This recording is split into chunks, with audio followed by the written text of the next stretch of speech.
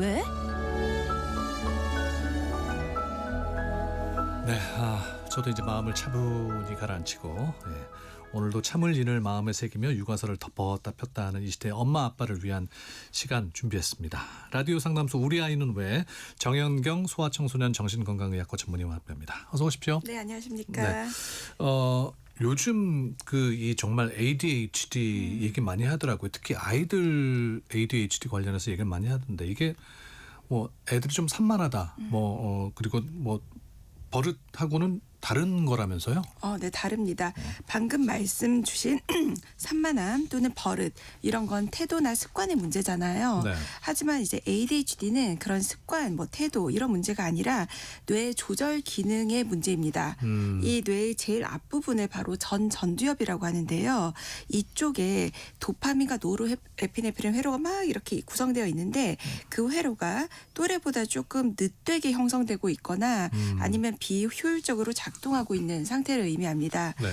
좀 더 상세하게 설명을 드리자면 버릇이나 습관은 후천적으로 환경이나 경험을 통해서 형성되어 나가는 것인데 반해서 ADHD는 지극히 선천적으로 뇌가 타고난 특질이에요.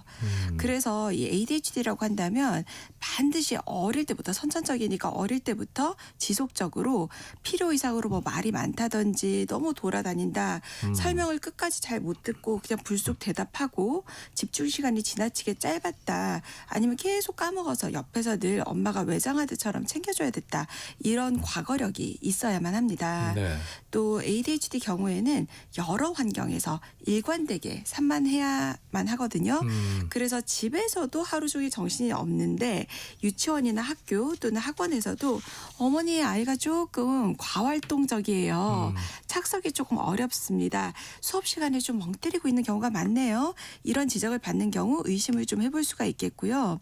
이 친구들은 본인이 되게 잘하고 싶은 마음이 있어도 책상에 딱 앉으면 곧바로 진짜 목이 말라요. 그래서 물 마시러 계속 왔다 갔다 거려야 되고 화장실 또 갑자기 마려워요. 그래서 왔다 갔다 거리기도 하고 옆에 엄마 앉아 있으면 엄마 그런데 이거 잠자리는 이런 식으로 계속 말 걸거든요. 그래서 본인도 열심히 하고 싶은데도 조절이 안 되는 상태. 하려고 해도 뇌가 조절을 못하고 있는 상태라고 말할 수 있겠습니다. 그러니까 아이들이니까 그럴 수도 있지라고 치부하기에는 좀 과하다는 거죠. 예. 근데 정말입니까? 요즘 초등학생 5명 중 3명이 ADHD다. 정신건강의학과 찾는 초등학생 중에. 네, 이게 정말 분명히 해가 갈수록 이렇게 내원하시는 분들이 확실히 많아요. 저는 이것의 가장 큰 원인 중 하나가 부모님과 이제 교사분들의 인식 변화, 즉 말씀 주신 대로 남자애는 원래 그렇다. 아직 어려서니까 그렇지 크면 나. 이런 부분들에서 이제는 혹시 ADHD가 아닐까? 아니더라도 한번 소아정신과에 가서 평가라도 받아볼까? 이렇게 네. 인식이 변화한 것이 가장 큰 원인이라고 생각을 하고요. 그다음에 또 하나는 만약에 아이가 ADHD가 맞다면 가급적 어릴 때 교정을 하는 것이 아이의 삶을 좀 더 가볍게 만든다라는 사실이 아주 넓게 좀 인식되게 된 것도 한 원인이라고 생각을 합니다. 근데 요즘 와서 이게 많아진 이유는 뭐예요? 위에 앞서서 말씀드린 그런 이유들 외에도요. 요즘은 아주 어린 나이부터 어린이집 통해서 집단 생활을 하잖아요. 네. 예전엔 다 그냥 집에서 놀고 그랬죠. 그랬거든요. 그러면서 요즘 애들 환경 자체가 과거보다 앉아 있어야 하는 시간이 많아졌고요. 또 구조화가 되었어요. 그래서 예전 아이들보다 요즘 아이들이 자기 조절의 힘을 더 어린 시절부터 많이 요구받게 되었습니다. 그러다 보니 이 자기 조절력이 약한 아이들이 좀 더 어린 나이부터 도드라지게 드러난 부분이 있겠고요. 네. 또 이전에는 막 때리고 부수고 막 남들 괴롭히는 아이들만 ADHD를 의심받았다면 요즘에는 조용한 ADHD라는 개념이 대중화가 되면서 좀 더 많은 아이들이 진료실을 찾게 되는 것 같아요. 또 개인적으로 생각하기에는요. 요즘 교육 현장이나 가정 내에서도 마찬가지고 훈육의 범위가 굉장히 축소되었지 않습니까? 네. 그래서 예전에는 지각을 한다거나 숙제를 까먹고 안 들고 오거나 준비물을 안 들고 오면 학교에서 선생님이 자체 해결을 하셨어요. 혼내시고 이렇게 네. 하면서. 근데 요즘에는 이제 그런 영역들이 굉장히 축소가 되면서 이 외부 교정을 통한 행동 수정의 영역들이 좀 더 다 의료적인 평가와 개입이 필요한 영역으로 넘어온 것 같다는 생각을 합니다. 그래서 애들 키워보시면요. 저도 자녀를 키우지만 또 저희 아이도 조금 부산하기 때문에 그러면은 옛날에는 이제 이런 것 가지고 다 연락이 왔었나 싶은 내용들을 다 연락 주셔서 어머님 이런 거 좀 챙겨 주십시오. 주의 주십시오. 이렇게 연락이 오시곤 하거든요. 그러게요. 이런 부분들도요. 예.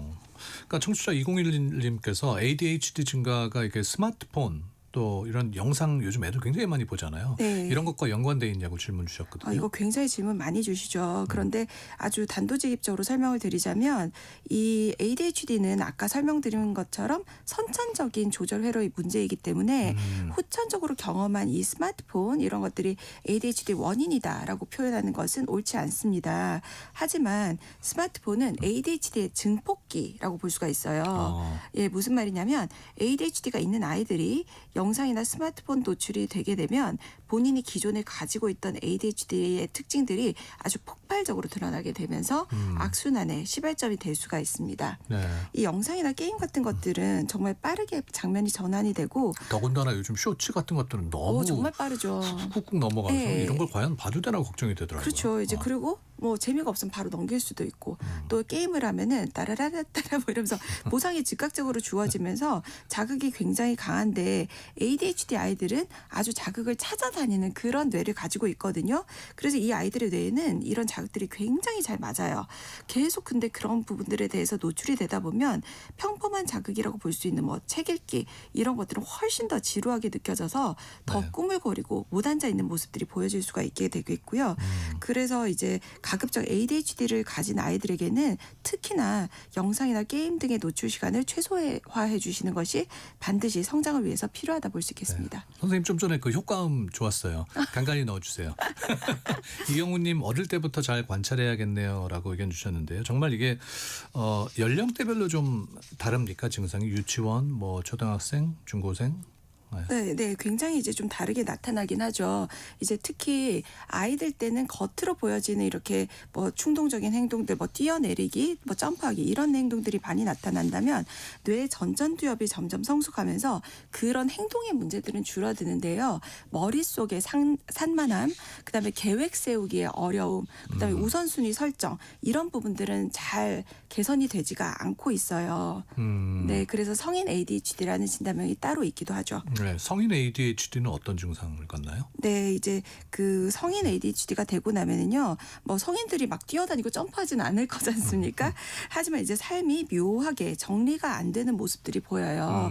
그래서 집안 정리정돈이 참 안 되어 있고요. 네. 또 뭐 공과금, 세금, 범칙금처럼 꼭 해야 되지만 이게 여유 시간이 많게 이렇게 부과가 되잖아요. 그러면 그런 것들은 최대한 데드라인까지 뭐 이유가 있는 것도 아닌데 돈도 있는데도 미루다가 결국 까먹어서 연체료 가산까지 부과가 되거나 그다음에 제일 많이 하시는 말씀들이 있어요. 아 맞다. 맞다. 이것들을 달고 지내시는 경우들이 많습니다. 근데 그러면 이 방송 들으시면서 나 혹시 이거 성인 ADHD 아니야라고 생각하시는 분 많을 것 같아요. 아니 근데 저부터도 요즘은 그렇고. 근데 우리는 너무 이제 맞다, 많은 맞다. 태스크들이 이제 주어진 삶을 살고 있으니까 이게 좀 지나치게 많다라는 것은 본인이 좀 판단하실 수 있을 거예요. 이제 병원에 이제 ADHD 때문에 오시는 분들도 보면은 성인 ADHD 분들 예약 시간 자주 까먹으세요. 그래서 예약 시간대 전화를 드려보면 오늘이었나요? 맞다. 죄송해요. 이런 경우들이 많아요. 또 여자분들 같은 경우에는 특히 대인관계, 엄마들 모임 이런 데서 말실수가 좀 잦아진다거나 긴장된 상황에서 아무 말 대잔치를 좀 하게 돼서 후회하시는 경우들도 많이들 호소하시고 또 일들의 계획을 굉장히 잘 하시는 편이세요. 네. 뭐 좀 하고 싶어, 저거 하고 싶어. 그런데 사실 시작은 안 되고 머릿속 이렇게 계획들만 많고 결과적으로 또 결론도 완결도 잘 못 지으면서 자책을 하게 되게끔 되어요. 또 당장 해야 될 일이 있음에도 예를 들자면 이제 직장에 출근하면 컴퓨터로 문서 작업을 해야 되죠. 네. 그래가지고 이제 업무 메일을 열기 위해서 포털을 열자마자 다른 인터넷 뉴스부터 이제 계속 클릭하고 있습니다. 난데. 저도 그렇습니다. 또 약속 시간이 있으면 마지막까지 기다리다가 이유도 없는데 그래서 출발하기 때문에 왜냐하면 이분들은 미리 도착할까 봐 좀 걱정하시는 경우들이 많아요. 그래서 차가 막힌다든지 이런 변수들이 있으면 반드시 늦게 되기 때문에 문자로 맨날 미안해 나 10분쯤 늦을 것 같다. 이렇게 12, 10분쯤 늦게 되는 경우들이 굉장히 빈번합니다. 또 좀 문제가 되는 게 충동적으로 쇼핑하는 경우들이 많아서 자산 관리가 좀 어려울 때가 있고 큰 뭐 명품을 사고 이런 건 아닌데 소소한 굿즈 이런 것들을 계속 좀 사모으시는 경우들이 있고 감각적으로도 보통은 좀 예민하세요. 네. 그리고 감정도 굉장히 섬세한 경우들이 많아서 심리적으로도 부침도 좀 많이 경험을 하시다 보니 결국 인생의 굴곡이 좀 깊어지는 일들이 발생하기가 쉬운 것이 좀 안타까운 일들이죠. 9630님이 제가 집안 정리를 못하는 이유를 찾았어요 하셨습니다. 아니 근데 제가 궁금한 거는 네. 그러면은 나 성인 ADHD인 것 같아. 그래서 실제 이제 병원을 찾아오시는 분들 중에 네. 실제로 ADHD로 판정을 받는 그 비율은 어떻습니까? 워낙 많이 알아보시고 오시기 때문에 이제 뭐 많이들 이렇게 진단은 받으시긴 하지만 그래도 100%는 절대 아니에요.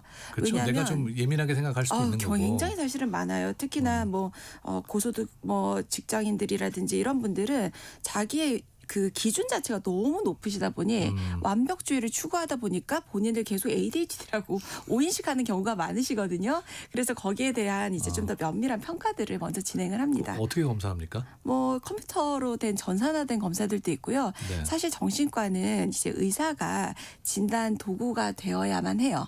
그래서 면밀한 이제 병력 청취를 통해서 이 부분이 당신의 어떤 심리적 완벽주의 때문인지 아니면 최근에 일어난 우울 불안 때문인지 아니면 실제로 ADHD 때문인지 이렇게 감별을 하게 되는데 면담에서 그 언어를 사용하는 논리성 이런 것들만 보더라도 꽤나 이렇게 감별이 많이들 가능하세요. 네. 예.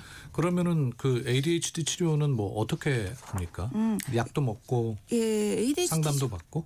그렇죠. 근데 특히 이제 만약에 이게 우리 아이는 왜라는 코너이기 때문에 아이들 중심으로 말씀을 드리자면 약물 치료는 참 좋은 선택지 중에 하나긴 해요. 네. 이제 좋은 선택지 중에 하나이고 ADHD가 실제로 맞다면 그 ADHD 약을 투여받는 ADHD 아이들 중에서 10명 중에 8명이 효과를 본다고 할 만큼 굉장히 높은 약물 반응도를 보여요. 우리가 그렇게 높은 약물 반응도를 보이는 질환이 내외과적으로도 잘 없거든요. 그래서 그렇게 될 수 있는 이유가 ADHD는 우리가 그 원인이 되는 뇌의 회로를 잘 알고 있기 때문에 처방이 잘 이루어진다는 것입니다. 네. 그런데 그것만이 능사가 아니에요. 외부에서 보면 ADHD 치료는 약만 먹으면 낫는다던데 이런 인식들이 있더라고요. 근데 결코 그렇지는 않아요. 뇌의 ADHD 약물들은 구조의 회로의 문제점들은 보완을 해주지만 내가 그러면 어떻게 효율적으로 시간 구성을 해야 되는지 타임라인을 배분하고 그다음에 중요한 것들은 도대체 어떤 것들이 중요한 거야? 늦지 않으려면 어떻게 해야 돼? 까먹지 않으면 어떻게 해야 돼? 이런 것들은 따로들 교육이 필요한 영역이고 그게 왜 교육이 필요한 부분들인지에 대한 인식도 교육이 반드시 되어야 되죠. 그래서 약이라는 것은 뇌의 최소한의 마중물일 뿐이고 그 마중물을 부어주고 나면 나머지는 생활습관 교정과 같은 부분들이 반드시 비약물적으로 개입이 되어야만 하고요. 그다음에 동시에 요즘에는 약물 치료뿐만이 아니라 디지털 치료제 이런 것 같이 약을 쓰지 않고도 치료가 되는 부분들이 식약처 승인을 통해서 이제 이렇게 배포가 되고 있습니다. 그래서 그런 부분들에 대한 안내들도 좀 받아보실 수 있기 때문에 너무 막 정신과 가면 약만 먹는다 해서 주저하시지는 않으셨으면 좋겠어요. 보호자의 역할도 굉장히 중요하다는 말씀이네요. 중요하죠. 네. 예. 근데 이 ADHD 나을 수 있습니까? 예, 당연히. 근데 이걸 낳아야 되는 부분인가에 대해서 사람마다 의견이 조금 다를 수는 있겠지만은 저는 이걸 꼭 다 고쳐야 되나 싶기도 해요. 왜냐하면 이 부분들은 창의성과도 많이 관련이 되어 있거든요. 예. 그래서 지금과 같은 이런 AI 시대에 오히려 ADHD의 어떤 성향들을 가지고 있는 것들은 굉장히 뭐 위트 있고 새로운 방법들을 고안해내고 이런 데 굉장히 도움이 될 것 같아요. 다만 ADHD로 인해서 내가 가진 능력을 발목 잡고 있는 것들이 가장 문제가 되고요. 네. 그다음에 또 어린 시절부터 이 ADHD 아이들은 대충하고 게으르게 생활하는 게 좀 습관화가 되는 경우가 많아요. 그냥 안 해도 되지 뭐 귀찮으니까. 왜냐하면 ADHD 아이들은 하기 싫은 걸 견디는 힘이 굉장히 조금 약한 편이거든요.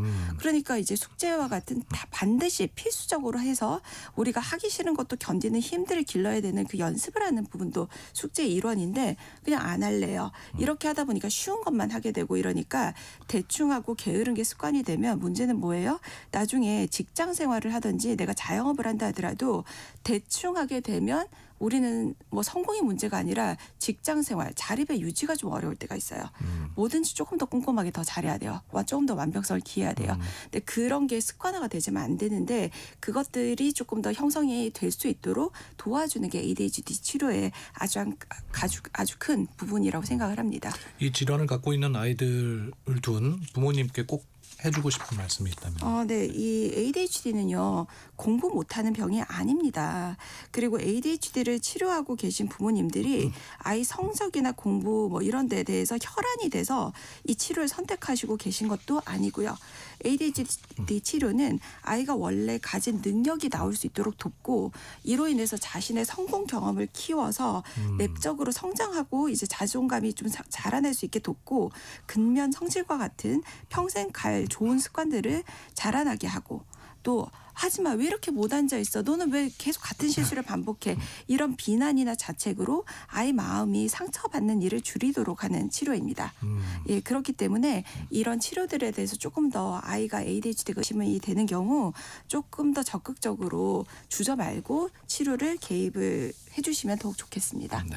자, 오늘 참여해 주신 분들 중에서 추첨해서 커피와 베이글 모바일 쿠폰 보내드리겠습니다. KBS 세상의 모든 정보 홈페이지 들어오셔서 당첨자 확인해 주시고요. 오늘 라디오 상담소 우리 아이는 왜 정현경 선생님과 함께했습니다. 고맙습니다. 감사합니다. 넘치는 정보 속 필승 전략.